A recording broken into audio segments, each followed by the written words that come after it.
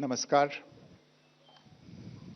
इस ब्रीफिंग में शामिल होने के लिए आप सभी का धन्यवाद।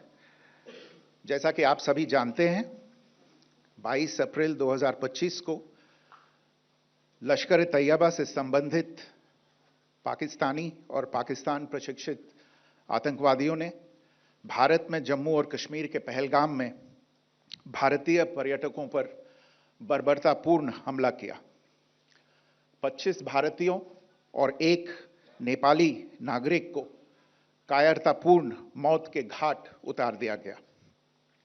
मुंबई के 26 नवंबर 2008 के हमलों के बाद यह भारत में हुई किसी आतंकवादी हमले में मारे गए आम नागरिकों की संख्या की दृष्टि से सबसे गंभीर घटना है। पहलगाम का हमला अत्यधिक बर्बरतापूर्ण था, जिसमें वहां मौजूद लोगों को करीब से और उनके परिवारों के सामने सिर पर गोली मारी गई।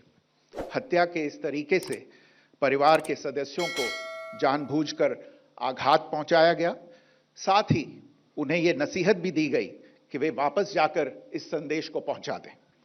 यह हमला स्पष्ट रूप से जम्मू और कश्मीर में बहाल हो रही सामान्य स्थिति को बाधित करने के उद्देश्य से किया गया था।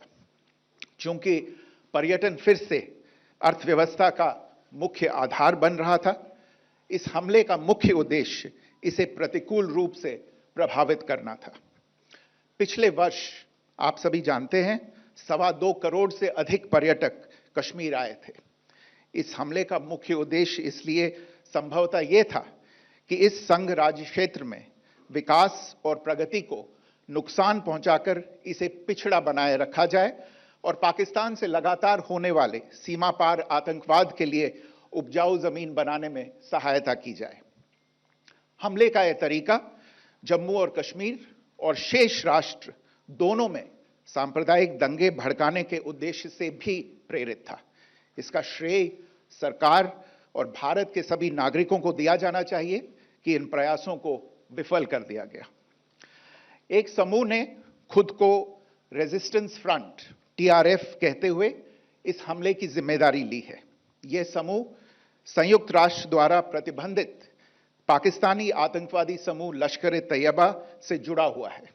यह उल्लेखनीय है कि भारत ने मई और नवंबर 2024 में संयुक्त राष्ट्र की 1267 कमेटी की सैंक्शंस मॉनिटरिंग टीम को अर्धवार्षिक रिपोर्ट प्रस्तुत की थी, जिसमें TRF के बारे में साफ इनपुट दिए गए थे। इससे पाकिस्तान स्थित आतंकवादी समूहों के लिए कवर के रूप में TRF की भूमिका सामने आई थी।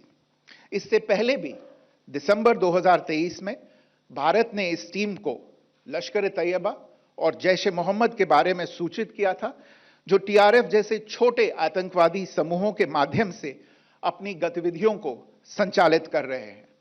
इस संबंध में 25 अप्रैल को UN सिक्योरिटी काउंसिल प्रेस वक्तव्य में TRF के संदर्भ को हटाने के लिए पाकिस्तान के दबाव पर भी ध्यान दिया जाना चाहिए।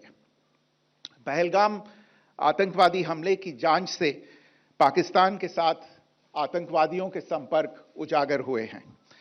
रेजिस्टेंस फ्रंट द्वारा किए गए दावे और लश्कर-ए-तैयबा से ज्ञात सोशल मीडिया हैंडल द्वारा इसको रीपोस्ट किया जाना इसकी पुष्टि करता है।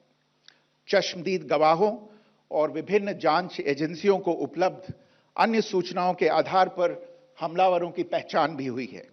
हमारी इंटेलिजेंस ने इस टीम के योजनाकारों और उनके समर्थकों की जानकारी जुटाई है। इस हमले की रूपरेखा भारत में सीमा पार आतंकवाद को अंजाम देने के पाकिस्तान के लंबे ट्रैक रिकॉर्ड से भी जुड़ी हुई है, जिसके लिखित और स्पष्ट दस्तावेज उपलब्ध हैं। पाकिस्तान दुनिया भर में आतंकवादियों के लिए एक शरण स्थल के रूप में पहचान बना चुका है। यहां अंतर्राष्ट्रीय स्तर पर प्रतिबंधित आतंकवादी सजा पाने से बचे रहते हैं।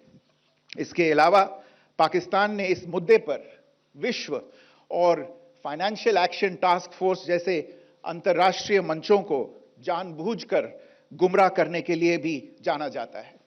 साजिद मीर का मामला, जिसमें इस आतंकवादी को पाकिस्तान ने मृत घोषित कर दिया था और फिर अंतर्राष्ट्रीय दबाव के परिणाम स्वरूप वो जीवित पाया गया, इसका सबसे स्पष्ट उदाहरण है। यह स्वाभाविक है कि पहलगाम में हुए इस हमले से जम्मू और कश्मीर के साथ साथ भारत के अन्य भागों में भी आक्रोश देखा गया। हमलों के बाद भारत सरकार ने स्वाभाविक रूप से पाकिस्तान के साथ संबंधों को लेकर कुछ कदम उठाए। आप सभी उन निर्णयों से अवगत हैं जिसकी घोषणा 23 अप्रैल को की गई थी। तथापि यह आवश्यक समझा गया कि 22 अप्रैल के हमले के अपराधियों और उनके योजनाकारों को न्याय के कटघरे में लाया जाए। हमलों के एक पखवाड़े के बाद भी पाकिस्तान द्वारा अपने क्षेत्र या अपने नियंत्रण वाले क्षेत्रों में आतंकवादियों की इंफ्रास्ट्रक्चर के विरुद्ध कार्रवाई करने के लिए कोई स्पष्ट कदम नहीं उठाया गया है। उल्टे वो इनकार करने और आरोप लगाने में ही लिप्त रहा है। पाकिस्तान आधारित आतंकवादी मॉड्यूल्स पर हमारी खुफिया निगरानी ने संकेत दिया है कि भारत के विरुद्ध आगे भी हमले हो सकते हैं। अतः इनको रोकना और इनसे निपटना दोनों को बेहद आवश्यक समझा गया। आज सुबह, जैसा कि आपको ज्ञात होगा, भारत ने इस तरह के सीमा पार हमलों का जवाब देने और उन्हें रोकने तथा उनका प्रतिरोध करने के अपने अधिकार का प्रयोग किया है। यह कार्यवाही नपीतुली, नॉन एस्केलेटरी, आनुपातिक और जिम्मेदारीपूर्ण है। यह आतंकवाद की इंफ्रास्ट्रक्चर को समाप्त करने और भारत में भेजे जाने वाले संभावित आतंकवादियों को अक्षम बनाने पर केंद्रित है। आपको यह भी स्मरण होगा कि 25 अप्रैल 2025 को संयुक्त राष्ट्र सुरक्षा परिषद ने पहलगाम आतंकवादी हमले पर एक प्रेस वक्तव्य जारी किया था, जिसमें आतंकवाद के इस निंदनीय कार्य के अपराधियों, आयोजकों, फाइनेंसरों और प्रायोजकों को जवाबदेह ठहराने और उन्हें न्याय के दायरे में लाने की आवश्यकता पर जोर दिया गया था। भारत की आज की इस कार्रवाई को इसी संदर्भ में देखा जाना चाहिए।